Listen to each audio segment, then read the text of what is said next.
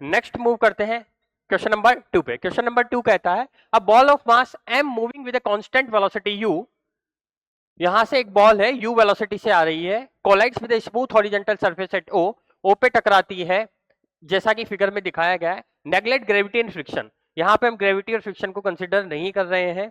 The y axis is drawn normal to the horizontal surface, ये y axis है जो कि नॉर्मल है। नॉर्मल क्या होता है? पॉइंट ऑफ इंटरसेक्शन से perpendicular line, point of intersection से perpendicular line is known as normal. तो यहाँ पे क्या हो जाएगा? To the horizontal surface at the point of impact, point of impact हो जाएगा आपका ये O, and axis, axis is horizontal as shown, axis कैसी है? हॉरिजॉन्टल है। About which point will the angular momentum of the ball B conserve, किस point के along, क्या इस पॉइंट के अलोंग कंजर्व होगा वो एंगुलर मोमेंटम, या इस पॉइंट के अलोंग, या इस पॉइंट के अलोंग? तो हमें क्या करना होगा, तीनों के अलोंग हम देख लेते हैं, पर उसके पहले हमें एक चीज पता होनी चाहिए कि टाउ जो होता है बेटा, टाउ इजिकल टू होता है D N by D L by D T. ठीक है, तो टाउ नेट क्या आ जाएगा यहाँ से, मल्टीप्लाई बाय टाउ आ जाएगा डी एल। ठीक है, यहां से हम बता सकते हैं कि एंगुलर मोमेंटम कंजर्व किस पॉइंट के अलोंग है या नहीं। चलिए एक ही बात कर लेते हैं। जब मैं एक ही बात करता हूं तो लेट से इस डिस्टेंस को मैं मान लेता हूं, इस डिस्टेंस को मैं कंसिडर कर लेता हूं R1, और यहां से इस डिस्टेंस को मैं कंसिडर कर लेता हूं R2। यहां तक कोई भी परेशानी नहीं। अब मैं एक ही बात करता हूं तो ए पे जो ए यहां पर होगा तो इस पे लगेगा mg इस तरफ, इस डायरेक्शन में, और इसकी डिस्टेंस है r। तो मैं टॉक अराउंड ए लिख रहा हूं। क्या लिख रहा हूं? टॉक अराउंड ए, ये वेक्टर क्वांटिटी है। ठीक है, तो टाउ, टाउ अराउंड ए लिख रहा हूं, तो टाउ अराउंड ए में क्या होगा, ये लिखेंगे अपन r क्रॉस f। ठीक है, और इसको लिख सकते हैं आर एफ साइन थीटा। तो यहाँ पे r लिखेंगे, r कितना है R1 और f कितना है mg, तो मैं लिखूंगा इसको थोड़ा ऐसे लिख लेते हैं mg R1 sine sine theta.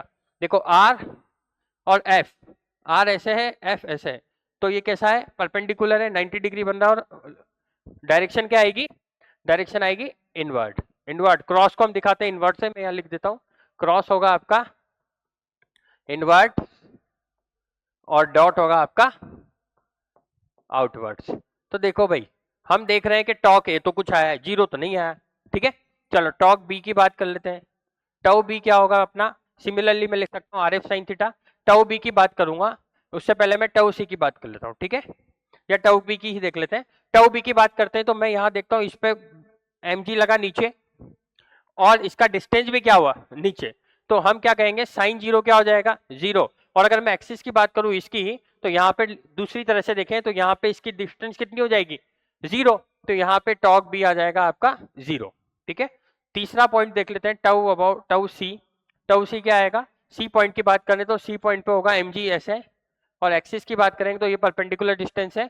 हम इसकी बात करेंगे, अगर ऐसे लेंगे तो इनवर्ड आएगा, और इस तरफ से लेंगे तो क्या होगा? आउटवर्ड आएगा। ठीक है, तो हम यहाँ पे लिख सकते हैं mgr2, और ये किस तरह से आएगा?